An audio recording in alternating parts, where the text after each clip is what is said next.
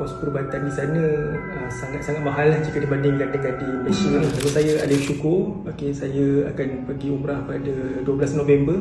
Saya pergi 4 orang lah, bersama isteri dan 2 orang anak lah. Pertama sekali, benda yang paling merisaukan adalah tidak sihat di sana lah, sebab difahamkan kos untuk ubatan dan juga kos perubatan di sana sangat-sangat mahal lah jika dibandingkan dengan di Malaysia ni.